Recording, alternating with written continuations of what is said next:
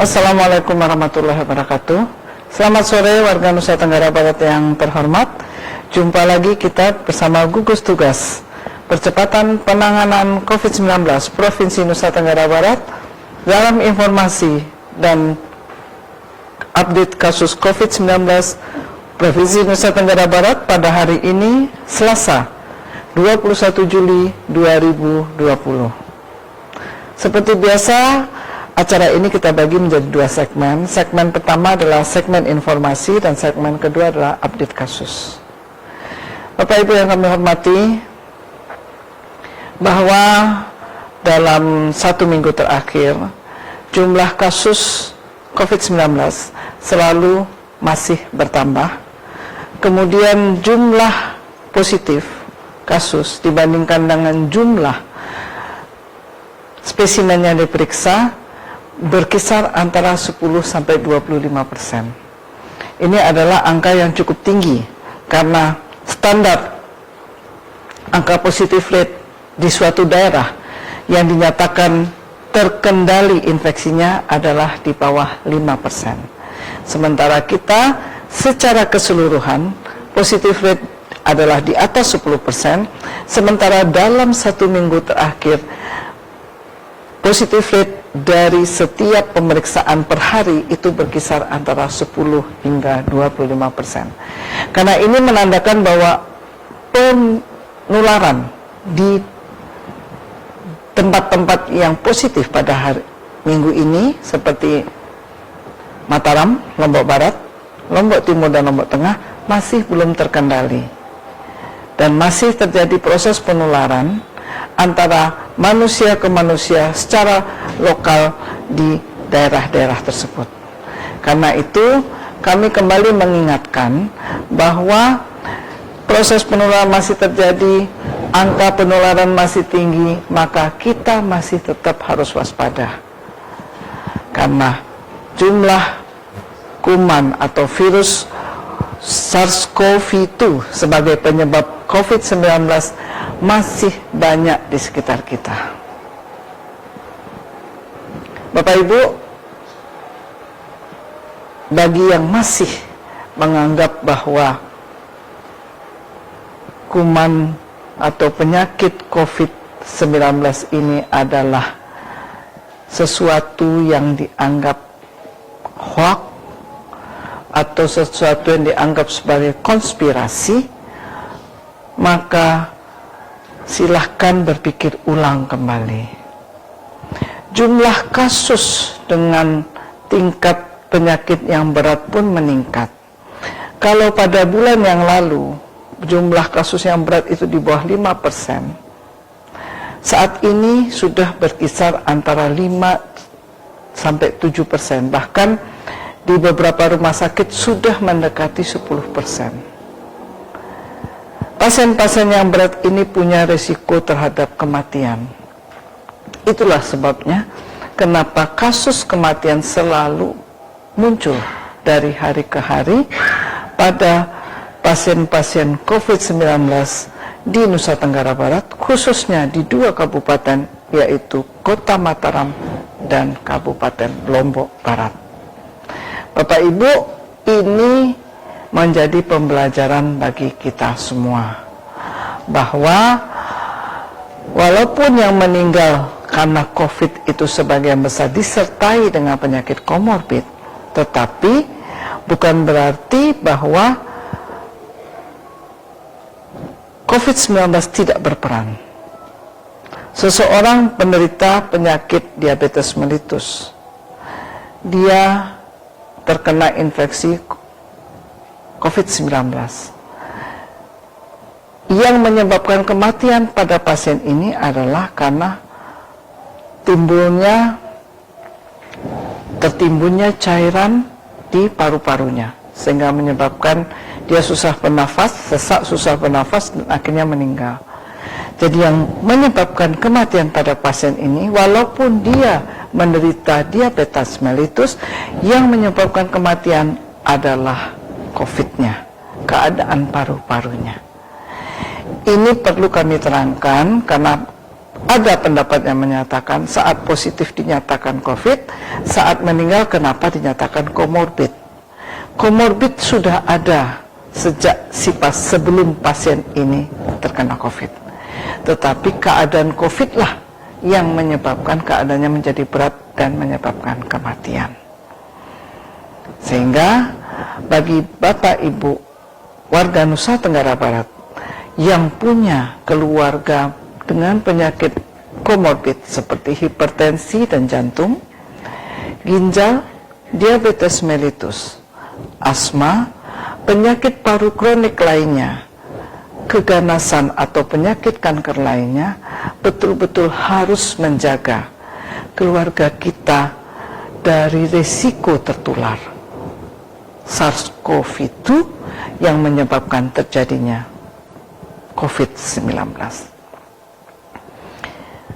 Bahwa pernyataan di rumah itu adalah yang terbaik, ini berlaku bagi mereka yang punya penyakit komorbid.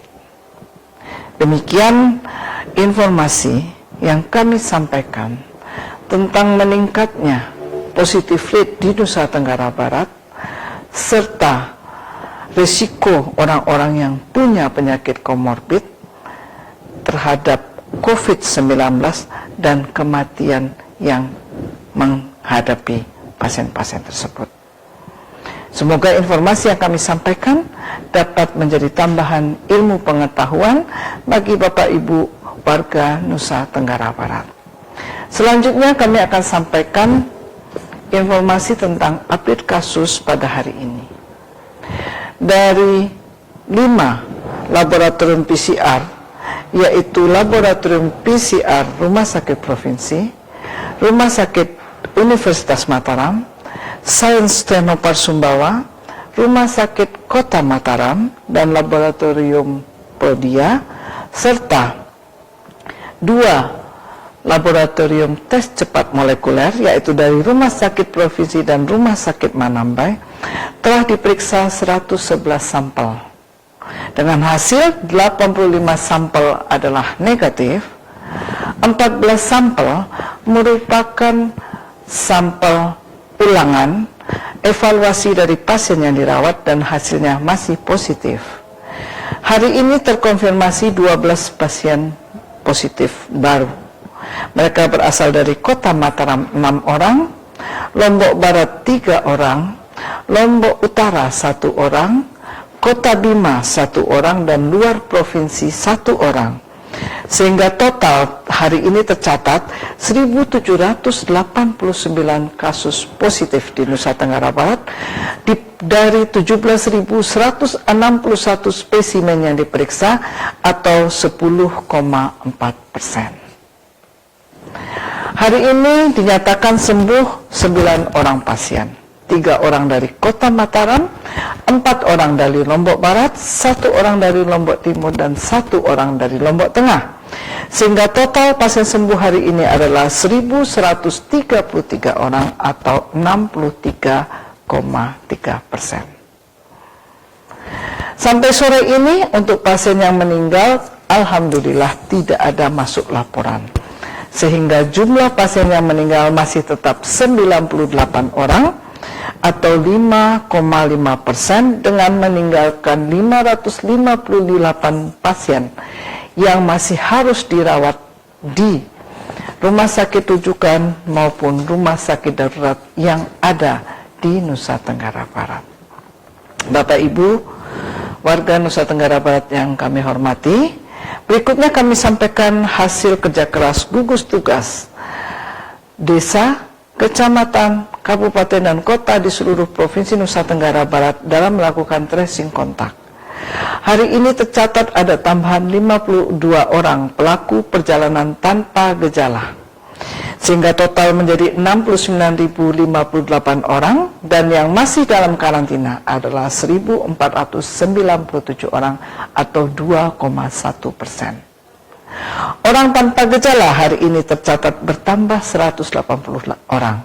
Mereka adalah orang-orang yang kontak erat dengan pasien konfirmasi positif, sehingga total menjadi 14.381 orang, dan yang masih dalam pemantauan adalah 1.042 orang atau 7,2%. Orang dalam pemantauan hari ini bertambah 21 orang, sehingga total menjadi 7.015 orang, dan yang masih dipantau adalah 325 orang atau 4,6%.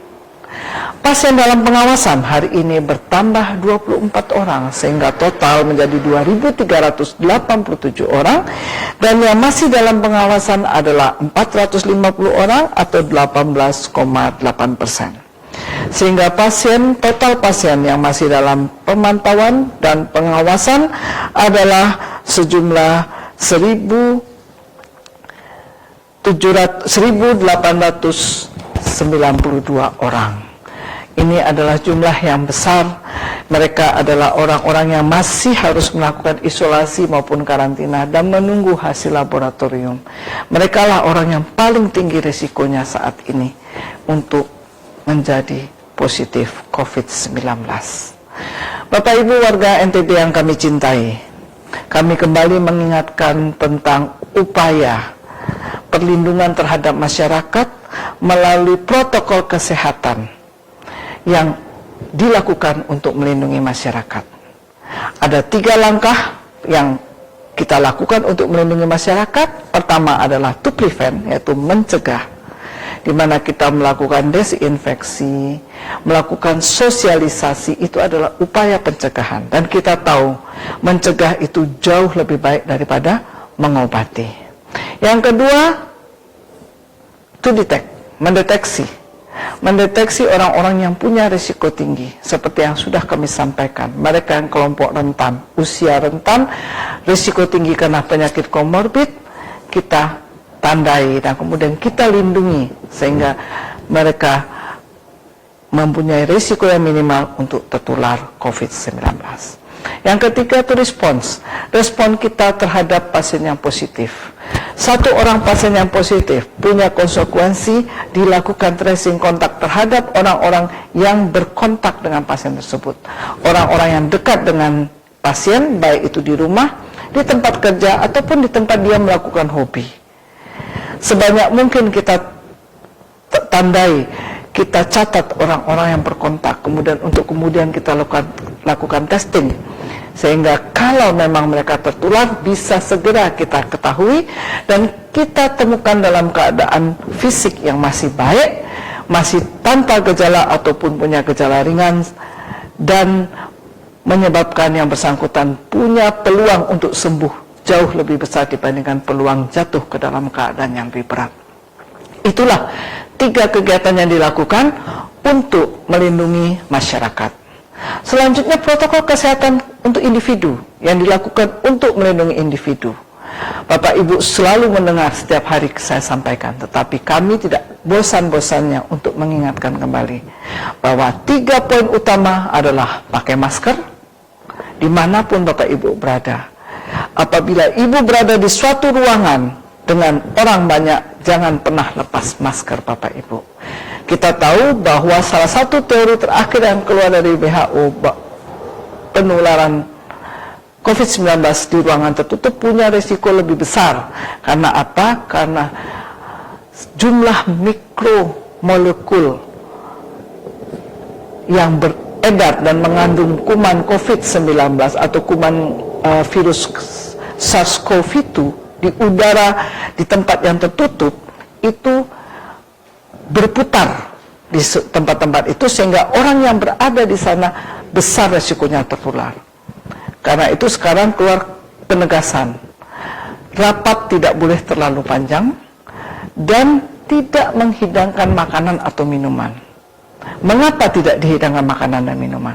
Karena kalau kita makan, kita cenderung membuka masker, dan kita membuka masker, di sanalah risiko kuman atau virus SARS-CoV-2 masuk ke tubuh kita. Beberapa kasus yang bersumber dari suatu pesta, perjamuan, ataupun resepsi pernikahan banyak kita sudah temukan terjadi di beberapa tempat, termasuk di NTB sendiri. Beberapa kasus yang setelah kita lacak, kita tracing, penularan terjadi pada saat mereka makan bersama-sama. Pada saat itu ada 15 orang makan bersama dan sebagian besar dari mereka tertular COVID-19. Ini menandakan bahwa kita harus semakin waspada. Bukan berarti kita pelit tidak menghidangkan jamuan, tetapi karena jamuan ini punya resiko di ruang tertutup, maka lebih baik tidak dihidangkan. Mungkin silahkan ditaruh di kotak, bawa pada saat mereka pulang. Inilah saran kami bagi pencegahan COVID-19. Kedua, jaga jarak, jauhi kerumunan dan keramaian, cuci tangan pakai sabun di bawah air mengalir selama 20 hingga 40 detik, dan jangan lupa bawalah hand sanitizer kemanapun Bapak Ibu pergi, sehingga pada saat selesai melakukan aktivitas tanpa harus mencari air, Bapak Ibu bisa membersihkan terlebih dulu tangan dengan hand sanitizer. Kemudian kalau menemukan air mengalir, silahkan dibilas kembali dengan sabun. Karena bagaimanapun membersihkan tangan dengan air mengalir jauh lebih baik dan bermanfaat dibandingkan dengan hand sanitizer. Tetapi pada saat perjalanan di mana tidak ada air mengalir, maka hand sanitizer adalah pilihan terbaik. Dan untuk kita sendiri, untuk melindungi diri kita, mari kita perkuat imunisasi dan daya tahan tubuh kita. Makan makanan yang bergizi dengan gizi yang seimbang, istirahat yang cukup, olahraga teratur 30 menit sehari, dan kelola stres. Semua hal ini mempertahankan imunitas tubuh.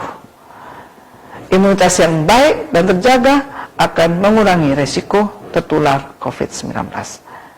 Kalau kita bicara perilaku hidup bersih sehat, semua upaya-upaya yang kita lakukan, baik upaya perlindungan kesehatan untuk individual maupun upaya perlindungan kesehatan masyarakat, itu adalah bagian dari perilaku hidup bersih sehat. Demikian informasi dan update kasus yang bisa kami sampaikan pada sore hari ini. Semoga Bapak Ibu semua selalu berada dalam lindungan Allah SWT dan terhindar dari kasus COVID-19. Jangan lupa jaga jarak dan jagalah selalu kesehatan kita. Salam sehat Indonesia. Wabillahi taufiq wal hidayah. Wassalamualaikum warahmatullahi wabarakatuh.